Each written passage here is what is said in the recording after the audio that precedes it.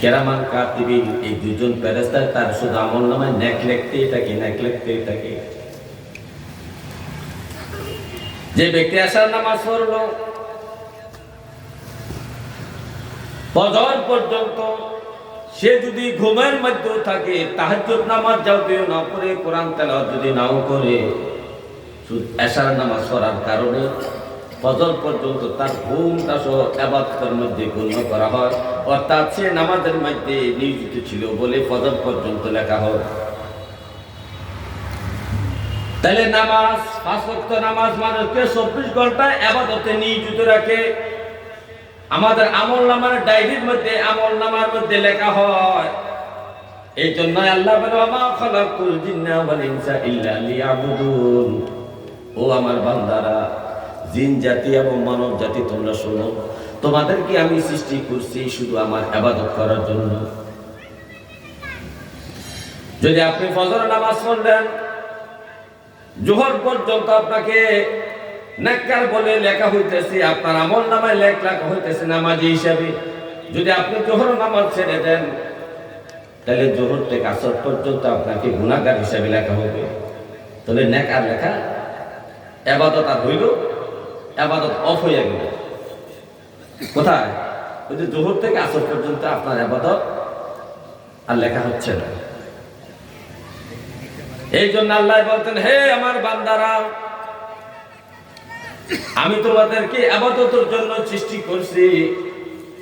24 ঘন্টা ইবাদতের সিস্টেমে নবীজি শিখাইছেন আমাদেরকে।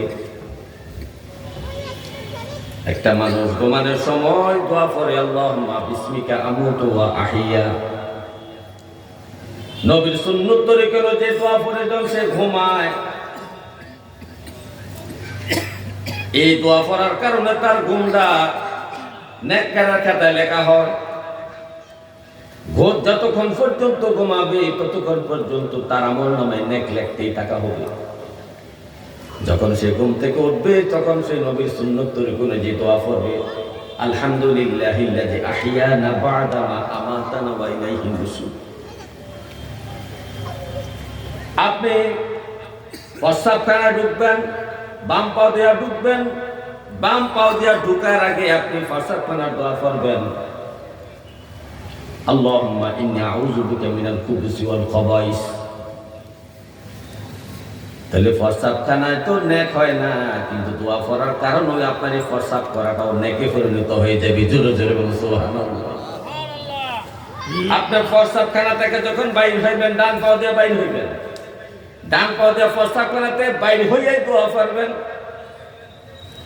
এখানেও আপনার দোয়া আছে, মসজিদে ঢুকতে সময় আপনার দোয়া আছে, বাইর হইতে সময় দোয়া আছে, আপনার ঘরে ঢুকবেন, ঢুকার সময় দোয়া আছে, বাইর হইতে আপনার দোয়া আছে।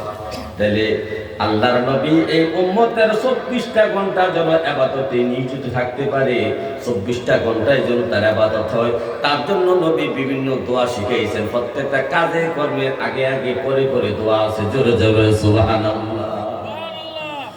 আপনার এই জিন্দেগির হিসাব নেওয়া হবে। এই যে আমরা জন্ম থেকে মৃত্যু পর্যন্ত কি করলাম, এই বিষয়ের উপর হাসরের মাঠে আল্লাহ 5টা প্রশ্ন করবেন। কটা? 5টা প্রশ্ন করবেন। কবরে প্রশ্ন করা হবে ঈমানের বিষয়ে, 3টা প্রশ্ন করা হবে, মান রব্বুকা, মান দীনুকা, মান হাযা রাসূলুল্লাহ বিসাফিকুম। এই 3টা প্রশ্নের খবর তামাম পৃথিবীর মুসলমান জানে, কিন্তু হাসর মাঠে আল্লাহ 5টা প্রশ্ন করবে, স্বয়ং আল্লাহ এই খবর মুসলমান জানে না। এই খবর কবরে প্রশ্ন করবে ফেরেশতা, হাসর মাঠে প্রশ্ন করবে স্বয়ং আল্লাহ। কবরে প্রশ্ন করবে ফেরেশতা, হাসর মাঠে প্রশ্ন করবে স্বয়ং আল্লাহ। আল্লাহর প্রশ্নের গুরুত্ব বেশি, ফেরেশতার প্রশ্ন হচ্ছে আল্লাহর প্রশ্নের গুরুত্ব বেশি। কারণ বড় অফিসারে যদি আপনাকে যদি ইন্টারভিউ নেয়, তাহলে আপনার শরীরে কাঁপাকাঁপি শুরু হয়। তখন আপনার সাথে যারা চলাফেরা করে এমন ব্যক্তি যদি আপনাকে প্রশ্ন করে, আপনার ভয় তেমন লাগে। তাহলে হাসরের প্রশ্নগুলা ভয়ঙ্কর প্রশ্ন।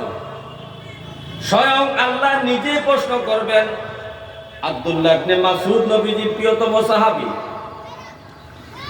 নবীজির প্রিয় সাহাবী, মহব্বতের সাহাবী, এই হাদিসটা বর্ণনা করতেছেন। ও জগতের মানুষ শোনো, আমরা যখন নবীর সামনে বসেছিলাম তখন নবী আমাদেরকে সতর্ক করে বলেছেন, হাসর মাঠে প্রত্যেকটা মানুষকে 5টা প্রশ্ন করবেন আল্লাহ।